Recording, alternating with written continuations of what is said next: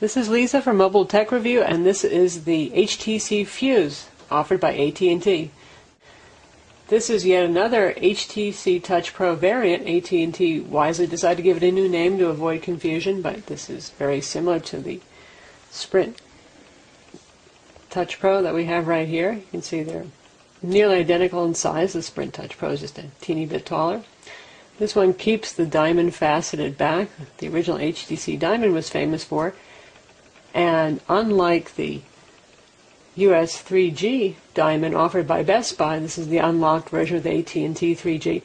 They went with a matte surface here because of the fingerprint issue, but AT&T brought back the shiny black plastic, and yes, this is a fingerprint magnet. In terms of thickness, the keyboard adds a bit.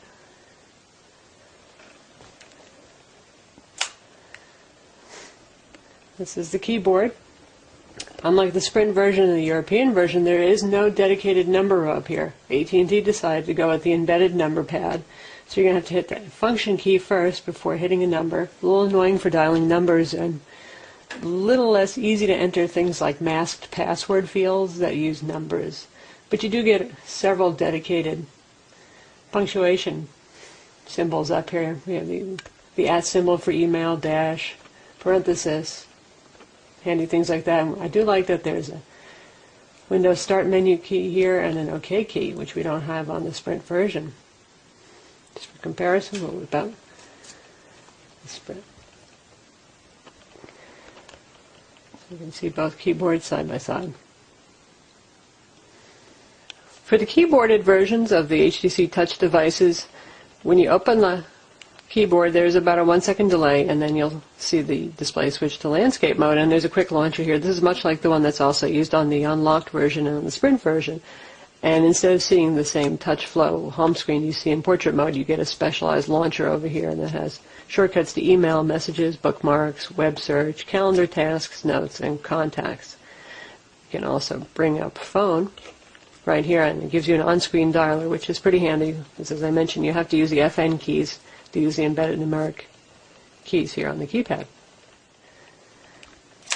Touch Pro has a pretty firm slider. You can hear it kind of slamming back into place. In fact, it's spring-loaded, so there's a lot of pressure there. You have call, send, and end buttons, a back button, and a home button, just like we have on all the HTC Touch Pro and Touch Diamond variants. There are very few buttons other than that. We have the volume up-down rocker here, and AT&T's very large push-to-talk button, which is the only button that actually protrudes a little bit. It's a little dark and hard to see, but this one is rubbery and it sticks out. Unfortunately, that button is not remappable. So if you don't use push to talk, and you'd rather use it for the camera key, you can't unless you want to edit the registry.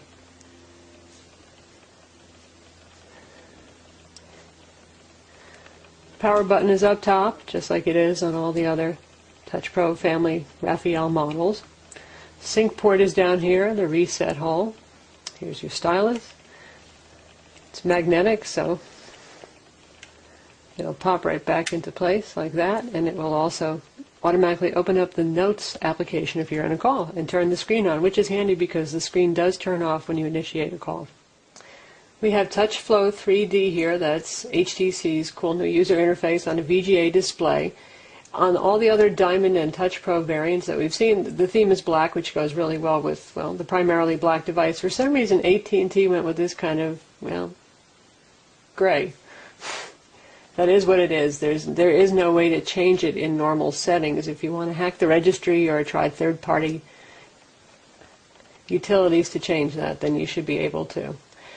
AT&T has added their own application tab here. Instead of putting all of their own branded apps scattered here and there, they just plopped them all in one tab, which is nice. You can use them if you want, get them to them quickly, or otherwise ignore them. So we have shortcuts for AT&T Music, which is really a Napster back service, shopping, MediaNet, which is a MediaNet homepage using the Opera web browser, Singular Video, now called Cellular Video since they rebranded to AT&T. Let's take a look at that.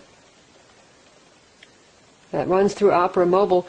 Usually CV on a Windows mobile device runs through the web browser and is handled by Windows Media Player Mobile, and it's kind of a rough handoff. In this case, HTC's streaming player is going to handle it, and it does a much better job.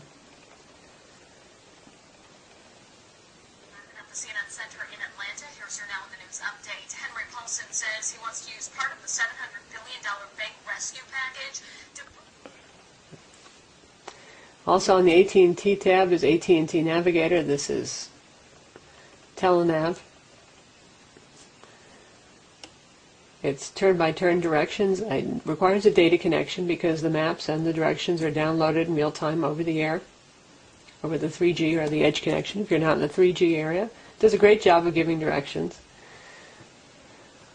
Even if you don't intend to use this service, download and install Navigator because it enables a GPS, and then you'll be able to use it for other third-party programs like Garmin XT or Google Maps or Windows Live Search.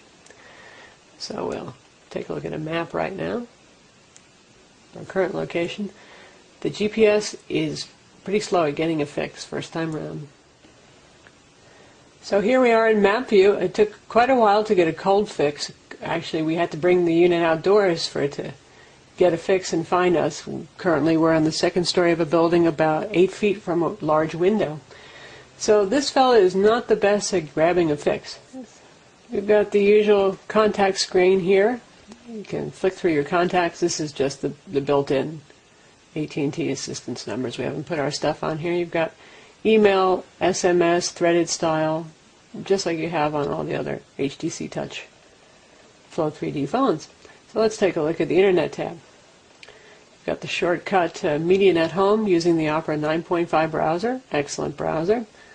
That's good. A whole bunch of other pre-inserted favorites here. You can add your own. Glaringly missing is the YouTube shortcut and the YouTube player icon from this phone. Happily, it is here. It's in the Windows directory. If you use the file manager, you can find it and create a shortcut to someplace where you can find it, which we did. So let's take a look at our programs group and scroll down to the YouTube player icon that we've created. Here we'll just pick a random video and see how it plays. Generally speaking, the quality on YouTube is much better than AT&T's CV content. Kevin Garnett and Jose Calderon throughout the entire third quarter. It's been these two guys. You see Garnett. Why isn't that a taunting foul?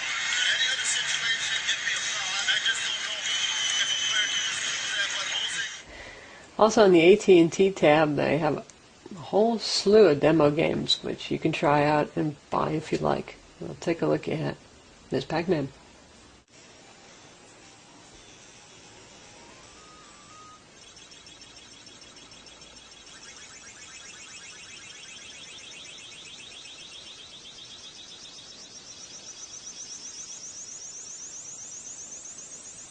This game does not use the D-pad, so you're going to have to use the stylus or your fingers if you want to play. Probably isn't such a bad thing since this device has a very non-traditional D-pad. Like all the HTC Touch devices that have come out this year, the AT&T Fuse comes with a wonderful Opera 9.5 web browser, which gives you a very desktop-like experience. So let's visit our website so you can see how it renders, what load times are like. Opera gives you not a complete 100% page overview mode, but it gives you a kind of shrunk down view so you can get an idea of what the page layout looks like and where you might want to go. And now that it's done, you can see. Let's load our home page, no problem. It scrolls very quickly. There's no side-to-side scrolling necessary because it does quite a good job of reformatting the page narrow. On the AT&T version, it's interesting to see that banner ads aren't loading while they do on the Sprint version and often on the unlocked version. You can double tap to zoom in on text and just tap on a link to go to another page.